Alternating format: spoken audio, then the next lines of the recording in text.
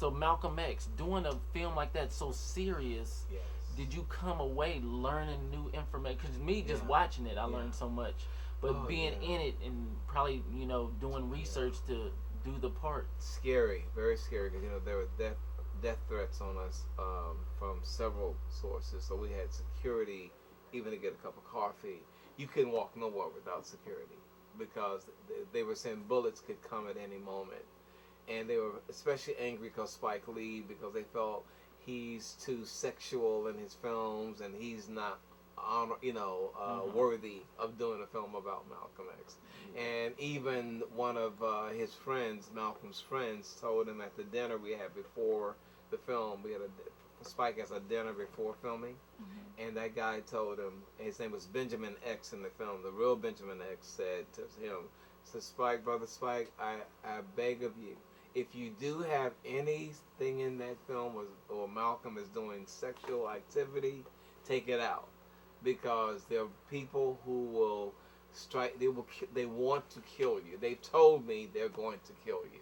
And I'm just saying, for your own protection, please take it out if it is in there. You know, so I learned a lot.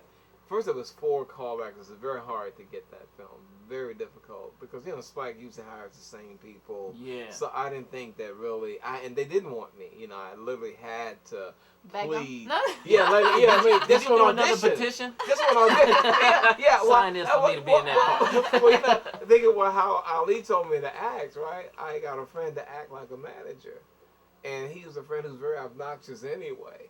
And he loved playing that role, so he go, "Hi, how dare you not want to audition Ernest Thomas? He's a TV icon. I will have a press conference." I said, "A black casting director will not." So that's what made them, you know. He said, "You can at least let him talk to him, an interview, 5 minutes of your time for Ernest Thomas." So Robbie Reed gave me 5 minutes, and so when I went to see her, that was agreement, just 5 minutes, out of courtesy. And she says, "I want to tell you, your manager is obnoxious." And I went, "Yeah, I'm thinking about getting rid of him. You know, I got a lot of feedback."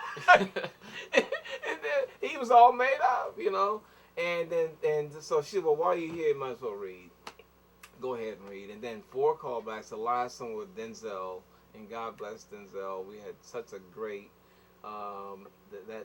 that audition with him being there. Spike really saw it, and he was filming it on camera. It was a scene where I say, "You're my father," you know, in the kitchen. Yeah. And Spike loved it, and he was going like, "Yes, yes," like that. Rogers. Yeah, Rogers, my son. No, that didn't mean that. But still, he didn't say I had it. He said, he's like, when I asked, he said, "Okay, thank you, Ernest." So I'm walking out like, what the hell? Ain't this some shit? I am so sick and tired of this. You know what I mean? I'm like, Williams. And just before I hit the elevator, he called me back. And I thought he was going to call me and say, "Well, your efforts have been monumental. You know, we're glad. We know you're talented, but you didn't get it." That's why I called. So I said, "Let me just." And he said, "You got it." Man, I was just hugging the wall. I was humping the wall. I was humping the camera. You know, you sure it wasn't Denzel's leg?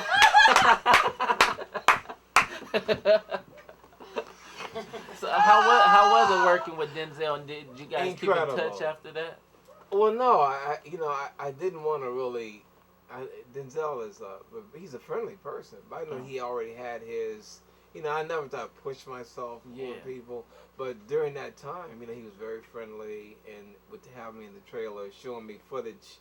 He had stuff on Malcolm X, you know, footage that would help, you know, learn more about Malcolm, you know, and he had information. He had done his own research and stuff, and he would inform me about that. He also talked about his children, his 4 kids, and his wife, and how, you know, how important his wife had been in his life, you know, because she believed in him when he even had a moment of lapse, you know, when he wasn't getting auditions for like 6 months, and his wife believed in him, said, "No, stay in there," you know what I mean?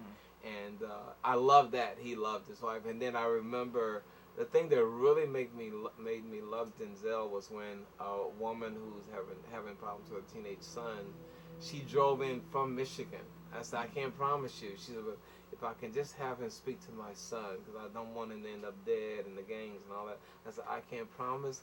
We'll take a chance. If you drive up, lady, you know. And she drove up, and Denzel had been working. I think it was like midnight, man, when we got done. And I went in to, I said, man, do you mind? He said, I know you want me to talk to somebody, right? But he did it.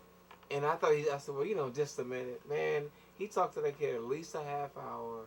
But not only that, he took pictures with him. He signed autographs for the kid. And that kid, man, has made a 180-degree change.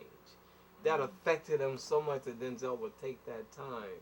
And he didn't have to do that. He could have made it brief, you know? But he really took the time. I kept like, okay, well, we got to go. He said, no, Ernest, I'm not. And he kept talking to the guy. You know, I said, okay, well, no, Ernest.